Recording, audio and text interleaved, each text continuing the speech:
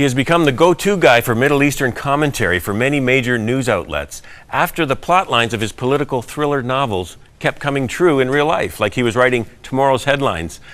U.S. News and World Report called him a modern-day Nostradamus, a title he quickly dismisses, saying that his writings is based on the last days prophecies found in the Bible.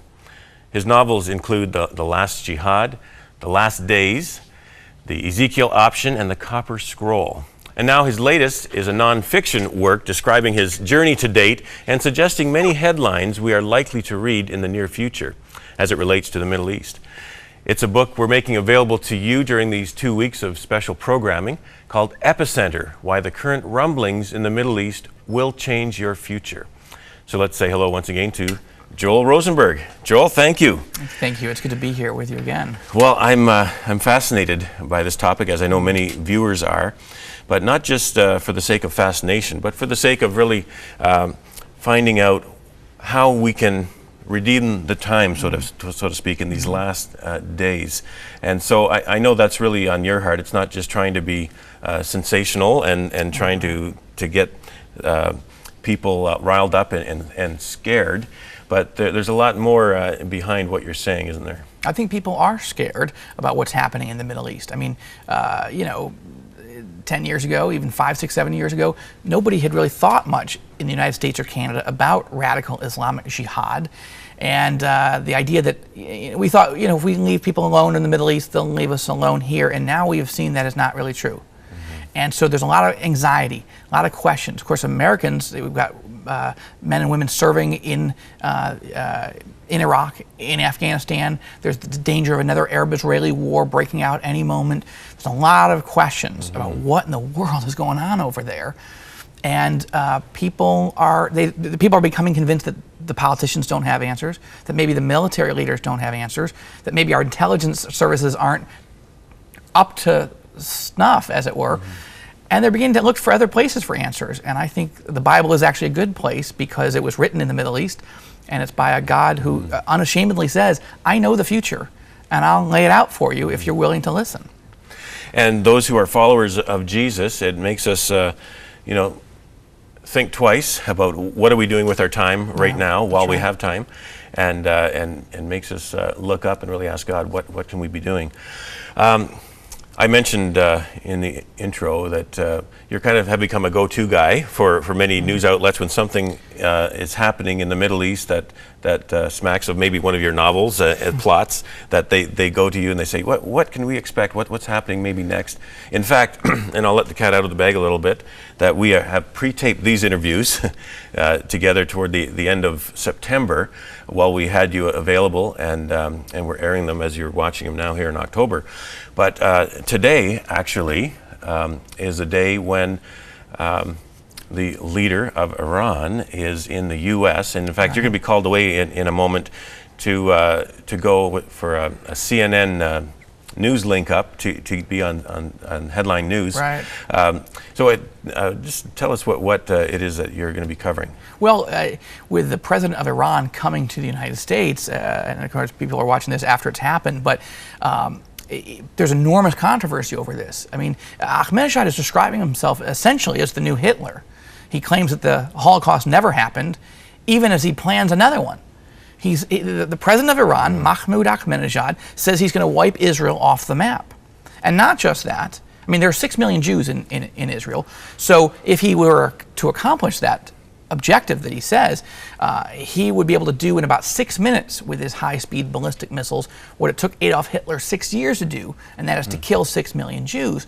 But that's not even his ultimate objective. Ahmadinejad says that he is urging the Muslim world to envision a world without the United States as well. And he says, is this possible? And he says, yes, when our holy hatred strikes like a wave. So CNN has been asking me from time to time over these last few years to help us understand who Ahmadinejad is. He has an end times theology. He's a Shiite Muslim with an eschatology, or an end times theology, that tells him that the end of the world is just a few years away, and that the way to hasten the coming of the Islamic Messiah, known as the Mahdi, or the 12th Imam, is to annihilate Israel, whom he calls the little Satan, and the United States, whom he calls the Great Satan. And so then to invite Hitler to come to the United States, I mean, look, we have a treaty with the United Nations, so I don't really begrudge our responsibility to let him make his case. But then Columbia University invited him to come speak to students, and would they have invited Hitler? I mean, Columbia University doesn't even allow us to recruit, the ROTC in the United States to recruit military people on the campus, and yet they're allowing somebody who's calling for genocide to speak, and it doesn't seem right to me. So I'll be speaking about that, and look, in the weeks ahead, by the time this airs, who knows what the world will look like. But Iran is a huge danger, and Iran is riveted on Israel, and Israel, according to the scriptures, is the epicenter, and it's why people are so interested in this book and in this topic. Well, we'll have a chance to talk a lot more about Iran and Russia and some of the end-time scenarios that the Bible really has talked about through the prophets of God from a long time ago. So we'll be talking more about that in coming days also. But right now we've kind of been in the middle of a discussion about these novels that you began writing. And so we talked about the Last Jihad, which was the first novel, and then there were a couple of other novels that you wrote after that as people continued to urge you got to keep writing. And some interesting things that happened as a result of those novels. So let's get into some of those. Okay.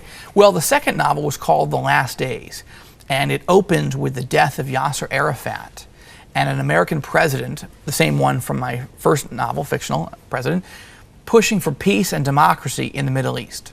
Now, 13 months after the book was released, Arafat was dead. 2 months after that, President Bush decided to make democracy in the Middle East the centerpiece of his second-term agenda. Now, that would have been odd enough, except that the first pages of The Last Days as a novel puts you inside a U.S. diplomatic convoy driving into Gaza as part of the peace process when it's suddenly attacked by a massive explosion. Now, 6 days before The Last Days hit bookstores in October of 2003, a U.S. diplomatic convoy driving into Gaza as part of the peace process was attacked by terrorists. And this is what triggered U.S. News and World Report to do that story describing me as a modern Nostradamus. In fact, in the story, they even say, look out, Arafat, Rosenberg offs you on page, whatever it was. And as I said, 13 months later, that actually happened. So this is, again, suddenly hundreds of radio and TV shows, newspapers, magazines were asking me, all right, now come on. You write your one book, it seems to come true. Now you got another book, it's starting to come true. What are these things based on? And The Last Days, as the title implies, it was sort of two parts. Partly it was the last days of Yasser Arafat. What would the world look like when he was gone? And what I envisioned was a civil war would ensue between his followers, who were really secular nationalist terrorists, the PLO, and the radical Islamic jihadists of the West Bank and Gaza, Hamas, Islamic Jihad, other groups like this, and that these guys would start to clash, and that you'd have a potential bloodbath as people try to vie for control of the West Bank and Gaza in a post-Arafat environment. And in fact, that is exactly what has happened over the last few years. So, so that was partly The Last Days of Arafat. The other side was the characters begin wondering, are we living in what the Bible says are the last days? And they start looking at some of the prophecies, and they start going, Jesus talked about there'll be wars, rumors of wars, revolution, and they look at some other things and they start going, is this it?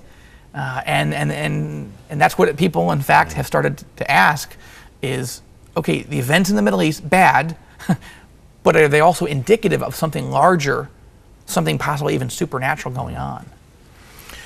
And we do need to take a little break here, but when we come back later in the hour, I want to ask you about the other novel, one of the other novels, the Ezekiel Option, and what happens in that. And it's just fascinating, and that's why obviously all the news media picked up on it and gets your commentary on all these things, because it is like you're almost writing headlines for the future, but really the Bible did that long before you did. Right.